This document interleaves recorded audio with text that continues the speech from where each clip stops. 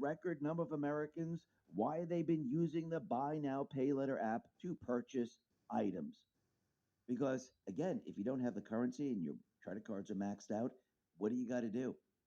You need a new way of paying for things. So really, now think about what they've done over a long period of time. Remember back in the 70s when everyone maybe just had gas cards. Maybe I think that's all there was, really gas cards at that time.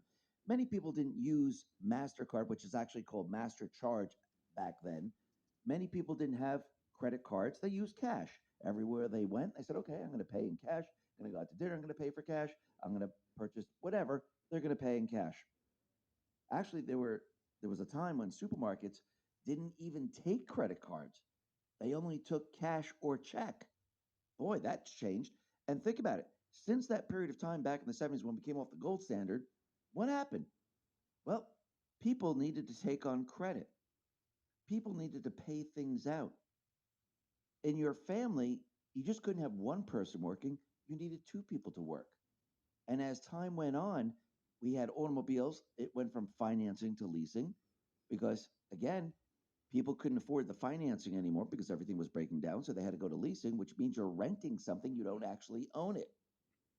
And this is how they continually push us. Now, for mortgages and everything else, they actually took the time frame and they expanded that out so people could afford it. So now people are living on credit cards. They have two people working, and then people had to find another job just to make ends meet. And now, with all of that being used, and people are maxed out on all that and they don't have the cash, now they had to create a buy now, pay later app. Think about this for a second. Think about what they had to do as the central bank system completely and utterly breaks down, as the value of your currency declines. They had to come up with new ways to make you believe that this is the way it's supposed to be.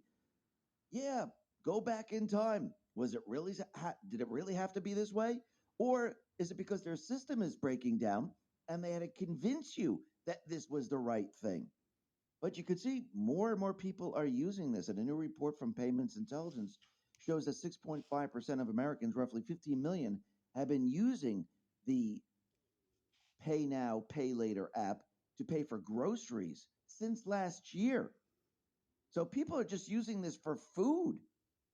This is absolutely unbelievable. And I think people are starting to realize that, listen, uh, if I just can't pay cash and I can't use credit cards, now I'm got to use this app.